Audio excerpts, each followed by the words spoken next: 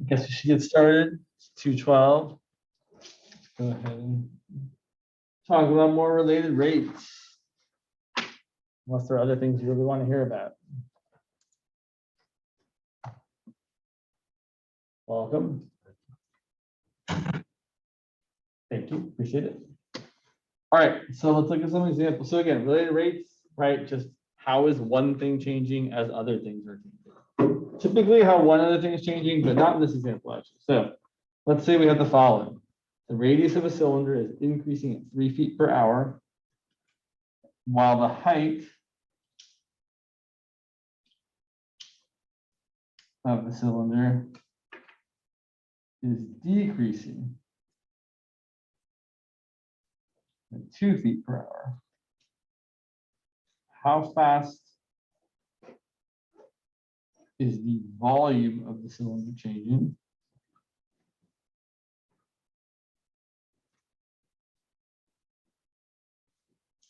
When the radius is, welcome, thank you. When the radius is 10 feet and the height is 3 feet. Welcome online too. Okay, so a lot of the, well, actually I should back up before I even get going here. Before we get going, we should draw a picture, right? So what kind of shape are we dealing with? A cylinder.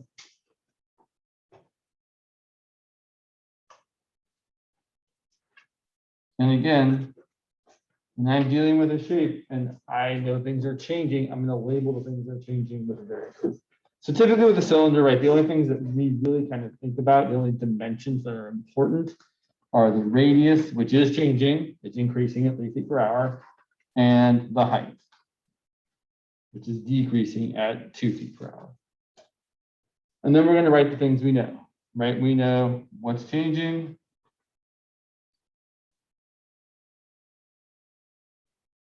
The radius, which is changing at 3 feet per hour. So we're going to write the dr dt, welcome, thank you, is 3 feet per hour. And the height is changing. And we're going to write dh dt. Now here's where we have to be a little bit more thoughtful. The height's decreasing, right? It's getting smaller as time goes on. Its rate of change isn't positive, it's negative. So dh dt is going to be negative 2 feet per hour. Great.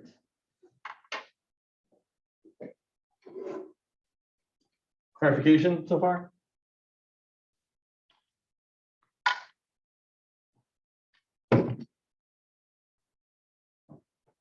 You look like you have a question in your eyes. Me? Yeah, you. Oh, I'm just reading it. Okay, cool. All right, so now that we know it's changing, I didn't finish the whole part of what's changing, right? We know how the rate is changing, we know how the height's changing, and we want to know how the volume is changing, right? So we want to know what the volume is doing, but we don't, right? That's what we're being asked to find. How fast is the volume changing as time is changing? So what are we going to do? We're going to find an equation relating the things. And usually it's some sort of geometric equation, right? So you should definitely be familiar with like the areas of things like squares and rectangles and circles and triangles, and the volume of things like boxes and cylinders and cones. Welcome. Thanks. And then, well, the volume of a cylinder is the base area, which is just a circle. That's pi r squared to the area of that circle times the height. What's interesting is this problem is going to be a little bit different than the next one, actually. So we'll see the differences here. Here in this problem, the cylinder is getting shorter and wider. So its volume might be getting bigger, its volume might be getting smaller. We don't actually know overall, right? So, toe kind of hurts. Not good. All right. So we're going to, of course, then, after we find the equation, we're going to differentiate with respect to time.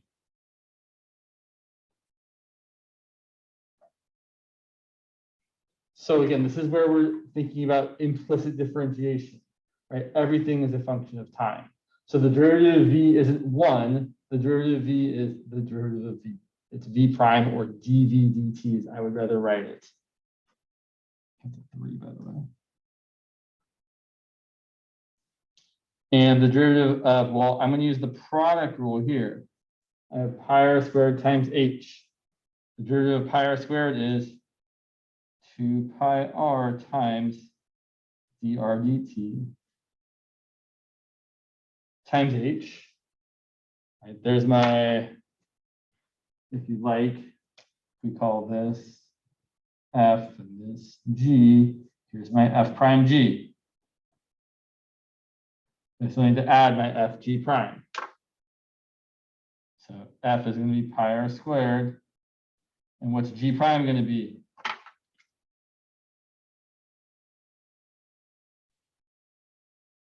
What's the derivative of h?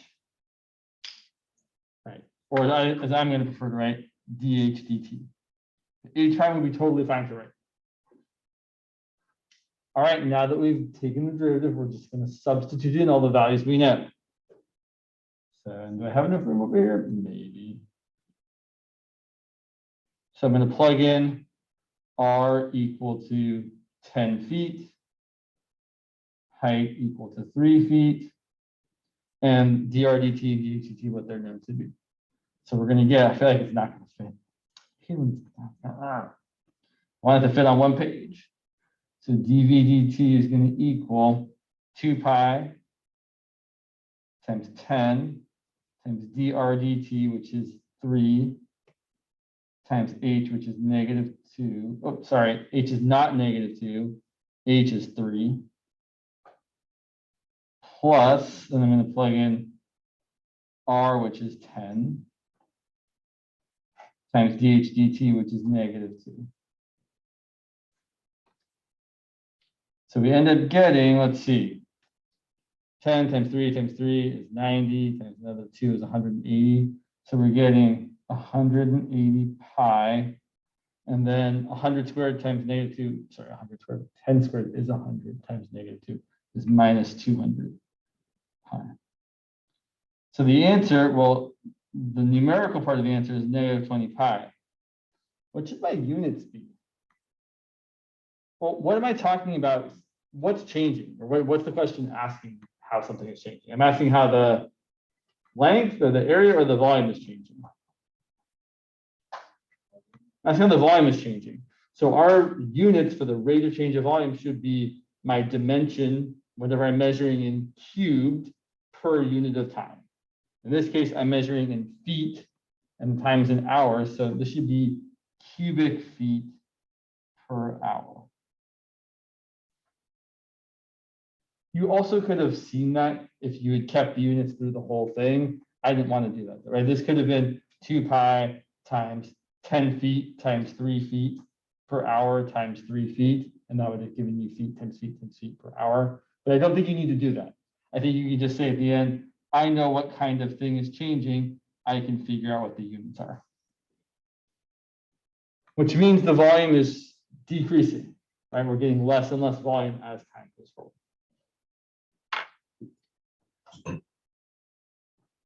Welcome. Also, as a reminder, please do fill out the attendance form when you have a moment. Let's go ahead and look at another situation on the cylinder. A different situation. Oh, sorry, did you want to take a picture of that? No. Oh, yeah, of course, obviously. Come on, James, get it together. All right, so let's say we have a cylindrical pool that is, let's make it more like hot tub size than pool size, because the numbers here are more hot tub size. That is 8 feet in diameter. And let's make it a really deep hot tub, 12 feet deep. Seems kind of ridiculous for a hot tub. It's more like a, I don't know, it's a tank for putting stuff in. Anyway, not important. We are filling with water.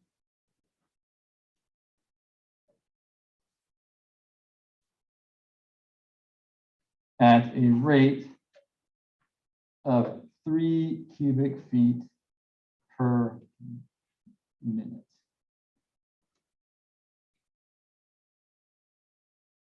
When the water is 6 feet deep,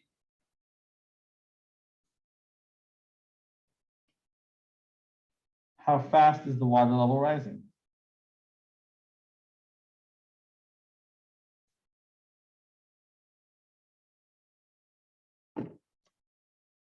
Okay, so this time the shape actually isn't changing, right? The cylinder is not getting larger or smaller. It's just a cylinder that happens to be 8 feet in diameter. I don't really care about the diameter. I really care about the radius.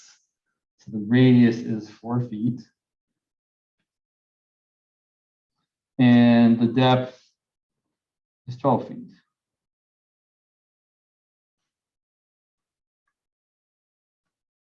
Well, if nothing's changing, can I really be asking a related rates question? No. So really the question here is, what is changing? Well, they spelled it out for us when they asked the question. When the water is 6 feet deep, how fast is the water level rising? So the water level is what's changing. So we've got some water in here. This pen is not the best.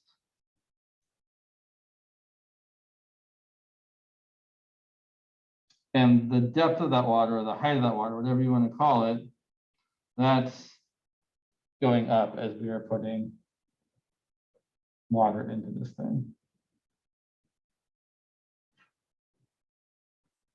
Okay, so again, we need an equation.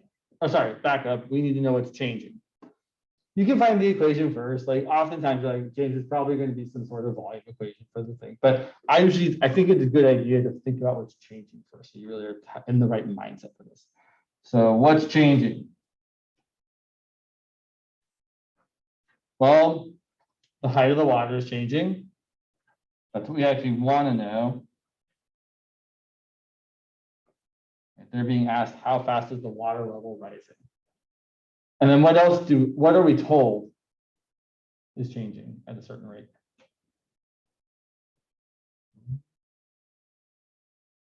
Filling it with water. So the rate of change of what?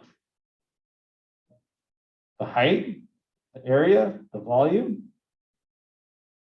Well, they give us a measurement. What is the measurement? 3 feet cubed. So that should be a rate of change of what?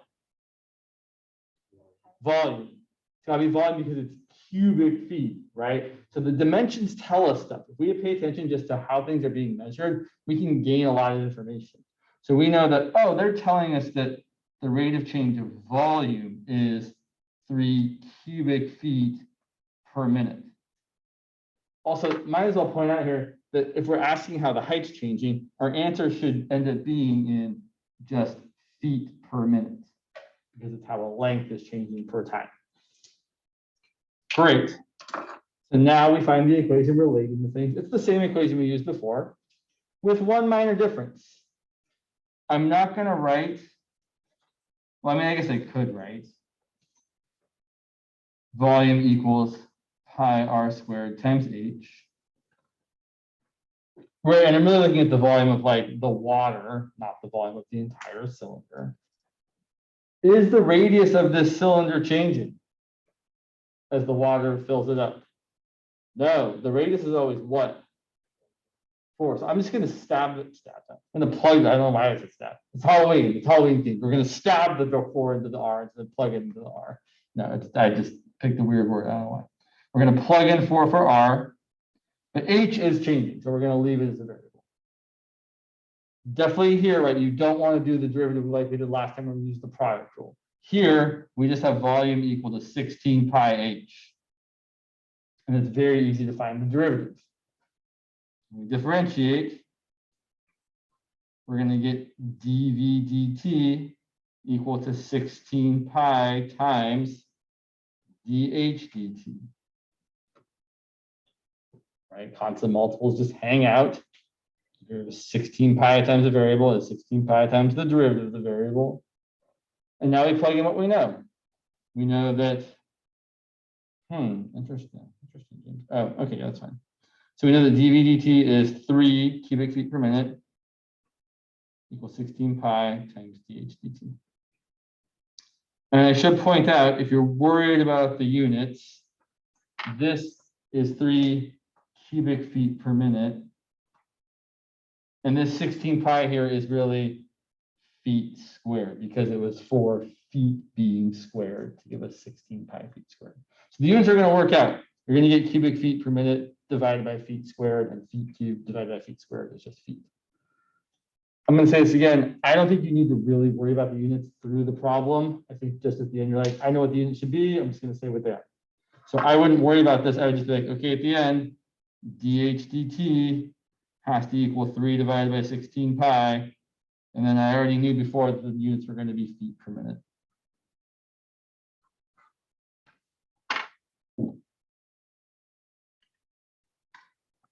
All right. Really, we did this problem. So now we can talk about the harder version of this problem, which is, what if the pool, instead of the hot tub, what if instead of having a cylinder-shaped hot tub like a normal person, you had a conical-shaped hot tub like a strange person, right? No one has a conical-shaped hot tub that I'm aware of. Maybe someone does. I don't know. So let's say we have the same situation, except the hot tub is changing its shape. We now have a cone-shaped hot tub like this.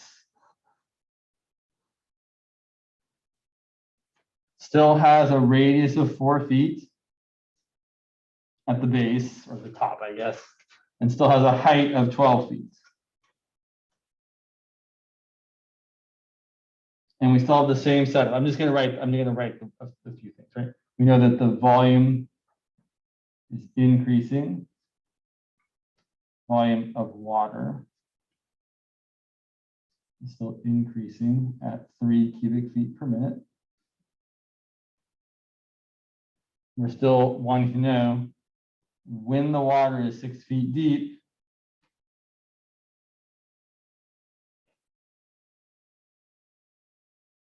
how fast is the water level rising?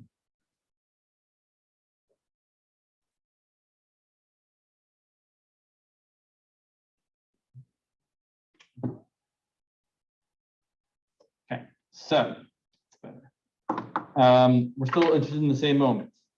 So we've got the water in our hot tub, and it's at some height h. I should really say the height of the water is changing, which is why we're giving it a variable name. So we still know the same stuff. We know that dV dt is 3 cubic feet per minute. And we're still trying to find what dH dt is. And we know it's going to be measured in feet per minute. Welcome. Hi. Thank you. All right, so volume of a cylinder is easy. Volume of a cylinder is just base times height. I should say base area times height. Volume of a cone is less maybe intuitive, although if you ever, like, you could actually do this. If you have a cone and a cylinder with the same base and height, you can like take the cone and fill it up with water. Like, you actually have a physical cone. You fill it with water 1 time, 2 times, 3 times, and it'll exactly fill up the cylinder with the same base and height. Or in other words, the volume of a cone is equal to 1/3 pi r squared times h. It's 1/3 the volume of a cylinder with the same dimensions, the same radius, and the same height. Kind of neat. It's kind of, it seems, I mean, not counterintuitive necessarily, but just like kind of strangely precise that it's exactly 1/3 of how much volume a cylinder would have. Like, who would have thought?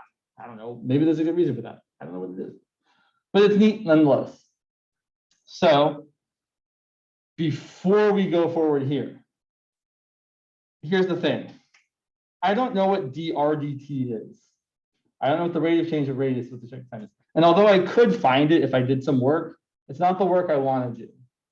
Typically, when you have a cone and you don't have separate rates of change for the height and the radius, which we definitely don't here, you want to relate those two things before you take the derivative. Meaning, we want to find a way to write the radius in terms of the height. So that I can rewrite this equation so it's just volume as a function of height, as opposed to volume as a function of radius and height. And here's what's wonderful about this setup. We already kind of know the answer. It's already there for us. What's the radius of the big cone? 4 feet. What's the height of the big cone? 12 feet. The radius is 1/3 the height. Because the radius is 1/3 the height. So the radius to the height is 4 to 12. The radius equals 1/3 times the height. You can do like fancy trig stuff, or you can use similar triangles, which is kind of what I did here without saying I use similar triangles. Right? Really, I'm like cutting this in half. And then I'm saying, okay, here's my big triangle with a radius of 4 and a height of 12. And here's my smaller triangle with a height of h and a radius of r. And then I'm just using the ratios, right? The radius, this side to this side is the same as this side to this side. Radius is the height, it's 4 is 12. But the nice thing about this is you can just look at the things and be like, okay, the radius is some fraction of the height. In this case, it's 4/12 the height, or 1/3 the height. Kind of nice, kind of easy. What does that do for us? Well, now I can rewrite my equation as 1/3 pi times, instead of the radius, I'm going to replace the radius with 1/3 the height. And then that needs to get squared. And then I have another h. And although we certainly could take the derivative like this, it really is in our benefit to simplify first. Right? I definitely want to multiply this out and say that's going to be 1/3 pi times 1/9 h squared times h, which simplifies as 1/3 times 1/9 is 1/27 times pi times h cubed. There's my much, much nicer volume equation. And that's pretty standard for when you're dealing with a cone, is you find the height in terms of the radius, so you don't have to differentiate something more complicated. Okay. Now we're going to differentiate like we usually do. The derivative of v is dv dt. And the derivative of 1/27 times pi, I would probably write that as pi over 27. And the derivative of h cubed is 3h squared times dh dt. Whereas I would encourage you to think about it, the derivative of some stuff cubed is 3 times your stuff squared times the derivative of your stuff. Right? Height is stuff. It's a function of time. It changes as time is changing. And then we're going to plug in and solve. I should actually cancel a 3 here, right? Cancel a 3 there and a 3 there. That's equal to pi over 9 times h squared times dh dt. So now we're going to plug in 3 for dv dt, because that's what it's equal to. And we're going to plug in, let's say I got pi over 9. I've got h squared. H is 6, right? Because the water is 6 feet deep. So I'm going to have times 6 squared times dh dt. And then we will solve. Maybe I've got room over here. Let's see, multiply both sides, but I mean, do whatever works for you. I would probably say 6 squared over 9 is going to be a 4 on top, right? Because it's 36 divided by 9. So I'm thinking of this as 3 equal to 4 pi times dh dt. Right, because 36 over 9 is 4. And then finally, solving for dh dt, I'm going to have 3 over 4 pi equal to dh dt. Units are meaningful here, right? We should include them. It's going to be 3 over 4 pi feet per minute.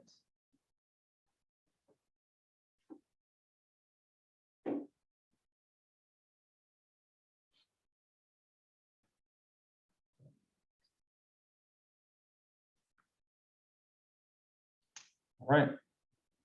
Definitely the water level is rising faster in this shape than the other one at this moment, which makes sense, right? Because in the other shape, you needed a lot more water to go up the same amount of height, right? If you're going to go up like a foot here, it's going to be the whole area of the circle times 1 foot. Whereas if you're going to go up a foot here, it's a lot less base area to go up 1 foot as you're lower down. So yeah, this one's definitely right. 3/4 pi is definitely a bigger number than 3/16 pi. So this one's definitely rising faster.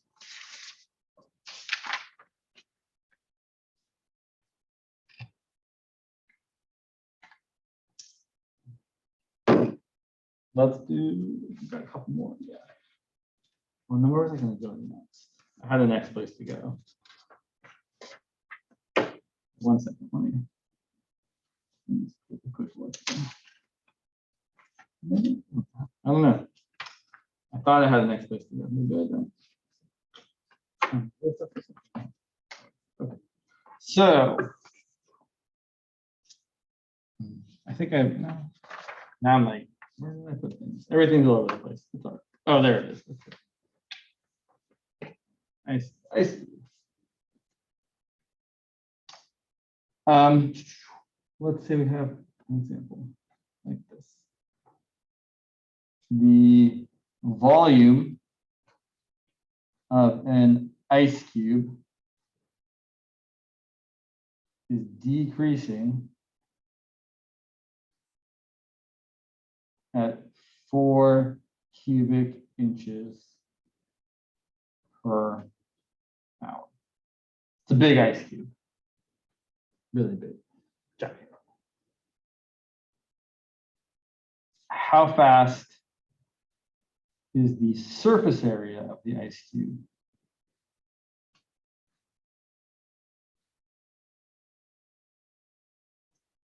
changing when each edge of the cube is 10 inches long? Right, it's a big ice cube. 10 by 10 by 10. I've never seen such a big ice cube, but I mean, they're made like ice sculptures, right? They're definitely, I take it back. I've seen such a big ice cube. It just doesn't pretty, like it's a nice block. Like in Frozen, the beginning of the movie, when the guy's pulling the ice out of it. Okay. I assume everyone's seen, right? Frozen, everyone's seen it? Okay. It's a good movie. You can watch it if you haven't seen it. And it's all right. It's not the best, but it's pretty good. Okay, anyway, sorry. My opinions on Disney films are not that important, but I do have opinions on Disney films. So if you want to know them, I will tell you them. Let's set this thing up. We've got a cube. The great thing about a cube is that all the edges are the same length. That's what makes it a cube. So I'm going to call all of them X.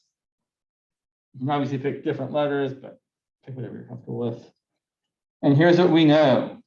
We know that the rate of change of the volume of the cube is -4 cubic inches per hour.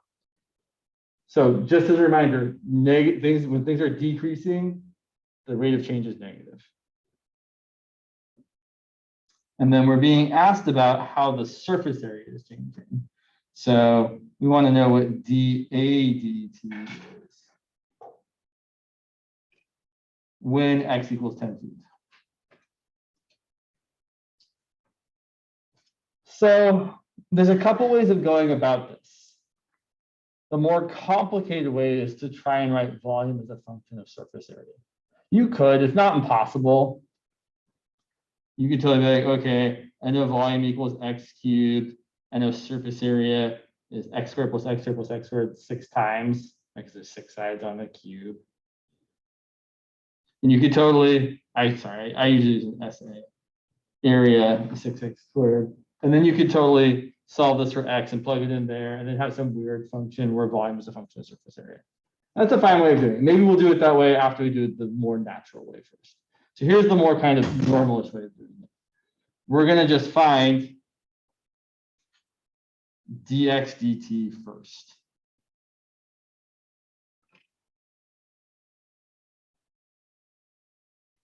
So let's see. I know that volume, let's see, I just need an equation here. Volume is equal to x cubed.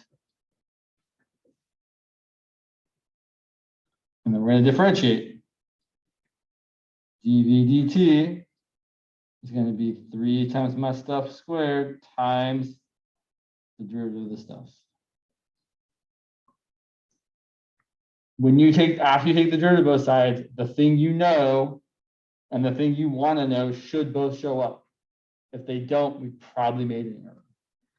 And then we're going to plug in. I know dv dt is equal to -4 times 3 times x is 10 feet. Sorry, 10 inches. Sorry. Oh, so that's a mistake, right? I mean, I didn't mean 10 feet. I meant 10 inches.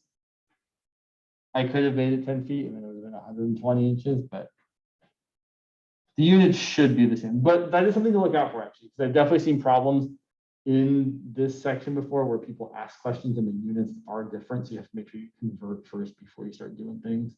Just make sure, like, if someone's asking you a question and something's moving in miles per hour and they want the answer in feet per second, be aware of that. It's atypical, but it's not completely unheard of. So just be on the lookout for that. We're plugging in 10 for x. And we're going to get, okay, fine. Now I'm plugging in units for some reason because it felt like it. 3 times 100 is 300, so we're going to get -4 over 300.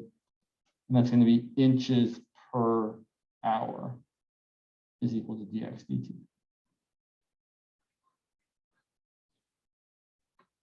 Here's what I need to say about this. This isn't always how x is changing. This is how x is changing when x equals 10 inches. Maybe it decreases faster after that, maybe it decreases slower after that. But this is only true at that particular moment. Now, we're going to find dA dt.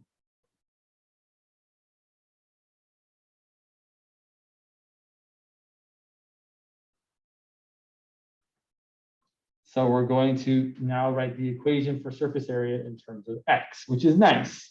It's just a equal to 6x squared. And then we're going to differentiate both sides just as we have in the past. The derivative of a is dA dt. The derivative of 6 times x squared is 12 times x times dx dt. And oh, look, the things I want to find and the thing I know are both showing up. I want to find dA dt. I have dx dt. So I'm just going to plug in. dA dt is what I'm trying to solve for. I'm going to get 12 times x is 10 inches. And dx dt is -4 over 300 inches per hour. And so if we multiply this out, well, see, I can cancel a 10 there and a 10 there if I'm smart. And 12 times -4, I'm going to get -48 over 30, which reduces to -16 over 10, which reduces to -8 over 5. -8 over 5 square inches per hour. Kind of a gross problem, but not terrible.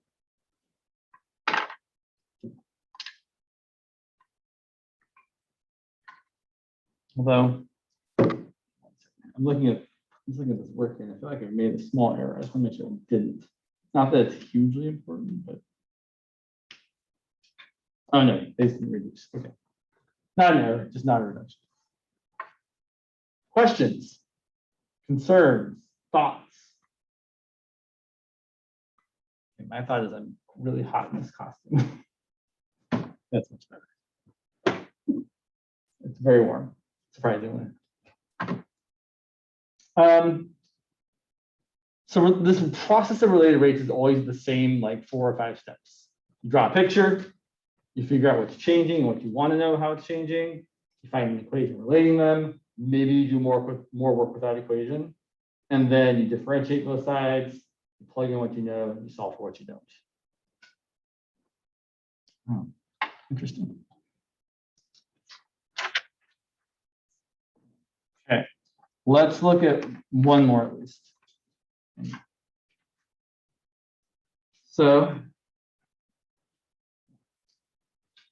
I like that one. Where'd you go? Let's look at this one here. Girl. Oh, sorry about that. Thank you. Girl flies a kite at a height of 40 feet. And for the purposes of this problem, we're going to assume that the height always stays at 40 feet. Right? She's very good at flying her kite at the same elevation all the time. The wind pushes the kite horizontally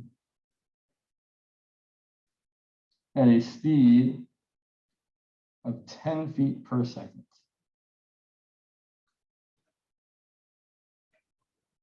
When the kite is exactly 50 feet from the girl,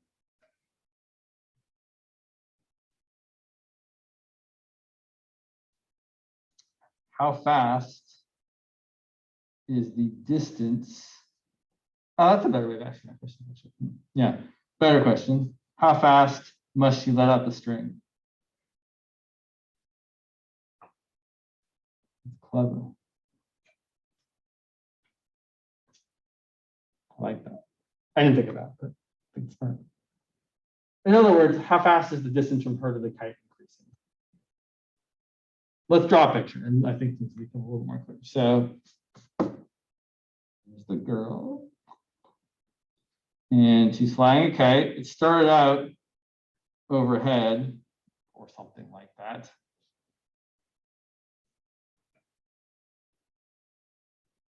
And then it moved that way. The height isn't changing.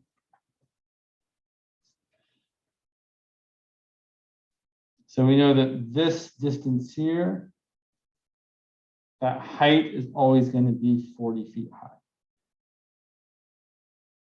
But this distance, the horizontal position of the kite is definitely changing. It's moving to the right. I'm going to call that x.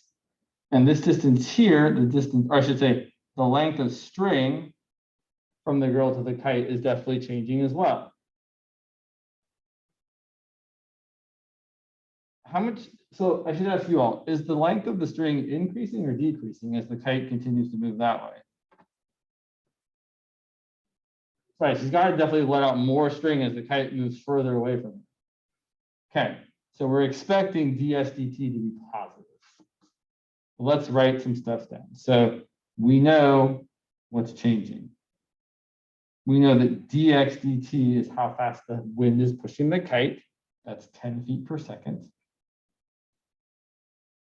And we know that we want to find how fast she has to let the string out, which should also be measured in feet per second. And we're going to use the Pythagorean theorem to write an equation relating these variables. So we're going to say, okay, 40 squared plus x squared equals s squared. And then we're going to differentiate both sides. The derivative of 40 squared is 0. It's just a constant, right? 1600. Derivative of x squared is 2x times the derivative of x. The derivative of s squared is 2s times the derivative of s. And we can cancel a 2. We might as well cancel a 2. So what do we have left? We have x times dx dt equals s times ds dt. And then we're just going to plug in. We know that, oh, well, we don't know actually what x or s actually is. Do we? Let's read the question again. The girl flies a kite at a height of 40 feet. Okay, she's 40 feet high. The wind pushes the kite horizontally at a speed of 10 feet per second. All right. When the kite is 50 feet from the girl, how fast must she let out the string? So let me ask you all, which thing is 50? S or x? It's definitely s, right? Because you're talking about how far the kite is from the girl. It's that, right? From the girl to the kite. Oh, that's what we called s. So we definitely have s equal to 50 at the moment. I do want to caution you, right? Sometimes when people set these problems up, they just call this side 50 because they're like, oh, it's going to be 50. But it's not always 50, right? 50 is the value we're going to plug in after we've differentiated both sides. But before that, this side is changing. So it really does need to get a variable name, not just the number that it's going to be equal to at the end. And then I think you all can probably tell me in this right triangle, if this side's 40 and this side's 50, this side's going to be right. Yeah, good. It's a 3, 4, 5 right triangle. It's a 30, 40, 50 right triangle. So we're going to plug in and get x, which is 30 feet, times dx dt, which is 10 feet per second, equal to s, which is 50 feet, times ds dt, which is what we're trying to find. So ds dt is going to equal 30 times 10 divided by 50. That's 300 over 50, which is 6 feet per second.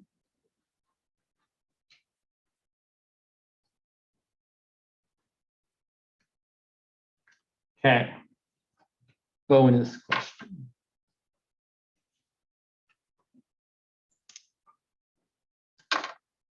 How fast is the angle of elevation from the girl to the kite changing? What's that? I don't know. We don't know the answer yet. It's a question that's actually going to take some work. It's not just something we can know. So let me ask you all first. Is this angle increasing or decreasing as the kite moves that way? It's definitely decreasing, right? It's going to be a smaller angle because the kite's going to be further away. Okay. So we definitely expect to get a negative rate of change when we find how fast the angle is decreasing. So let's rewrite some things. Again, I didn't really need to do it that way. That's fine.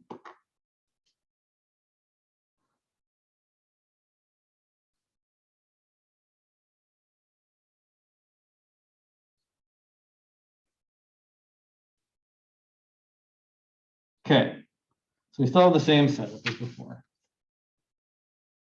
And we still know that dx dt is 10 feet per second. And although it's not super important, we know that at x equal to 10 feet, ds dt is equal to 6 feet per second. I wouldn't focus on this though. So one, because I could maybe ask how the angle is changing at a different time, and then this piece of information is totally useless. So what we want to know is how fast is theta changing? And that's the angle of elevation when x is 10 feet. I'm sorry, that's not what I meant to say. That's not the right thing. You guys are like, what's he doing over there? What's in the thing we actually know? Not that. We spent some time talking about it last time. We actually know that what? You know that S is 50. That's what we actually know. Sorry about that. That's the piece of information we know. So how fast is theta changing when the distance from the girl to the kite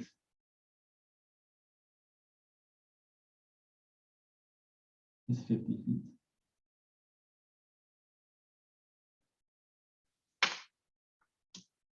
So we know what dx dt is.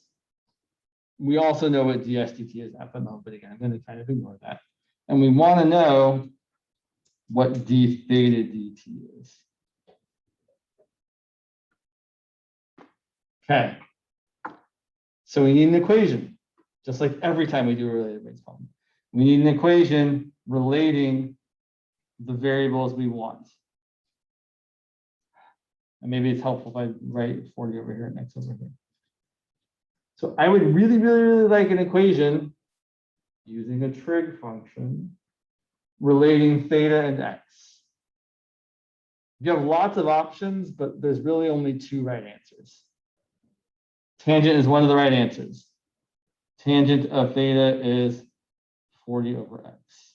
What's another right answer?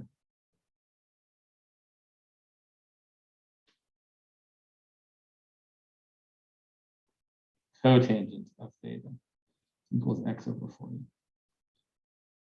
Why is the other answers, why are the other trig functions not right? Well, if you did like cosine of theta equal to x over s, that would work at this one particular moment, but I'm gonna have to do way more work there.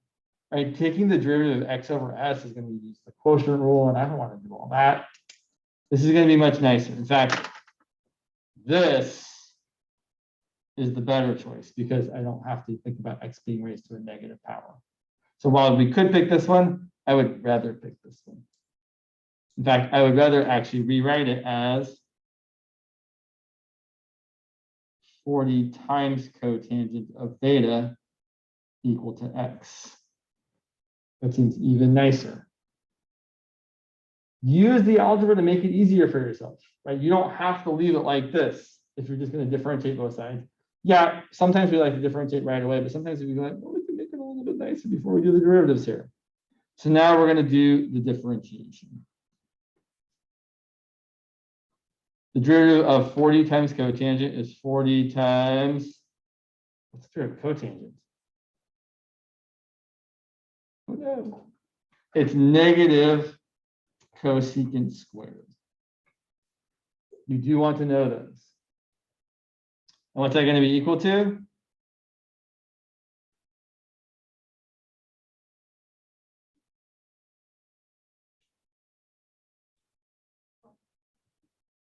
Are we differentiating with respect to x?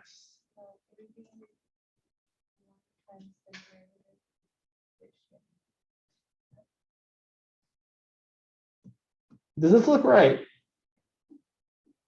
What am I trying to find? What am I trying to find? I'm trying to find d theta dt, right? I'm trying to find how the angle is changing. I don't have a d theta dt. That's a problem. Oops, sorry, covering up the problem. That's also a problem. Where should I have had a d theta dt show up? Right there where I left space for it.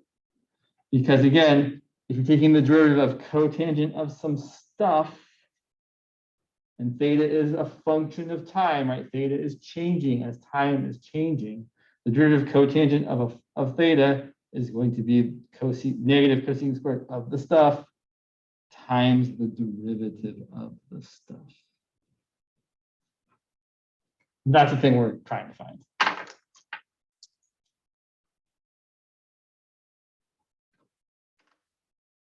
So then we can divide both sides by the leftovers. Actually, first we should plug in. Plugging in, we're going to get negative 40 times. We can plug in for cosecant squared because now we're at the moment that we're interested in. So we know that at the moment, this side is 50, this side is 30, and cosecant is the reciprocal of sine. What's sine of theta at the moment? 4/5, 40/50. So sine of theta at the moment we're interested in is 40 over 50, which is 4 over 5. So cosecant of theta is going to be 5 over 4, and then cosecant squared is going to be 5 over 4 squared. So we're going to get a 25 over 16 times d theta dt equals dx dt, which is 10. And it is 3 o'clock, so I should just wrap this up. I'm going to cancel off 8 here and 8 here. So I've got negative 125 over 2 times d theta dt equal to 10. And then I'm going to get d theta dt equal to 2 times 10 divided by negative 125. What are my units?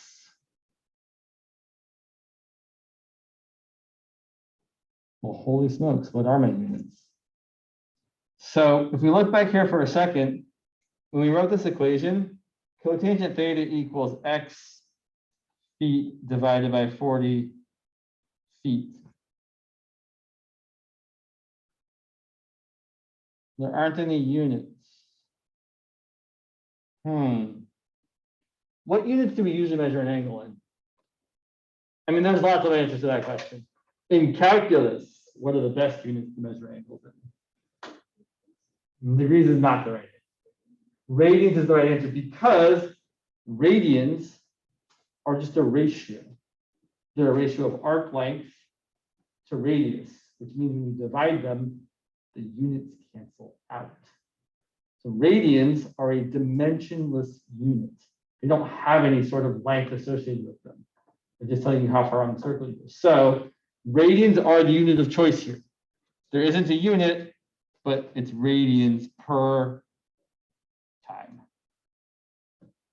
So whenever you are asking how an angle is changing, the answer should always be in radians per whatever unit of time. Unless they specifically made it in degrees, which no one is ever going to do.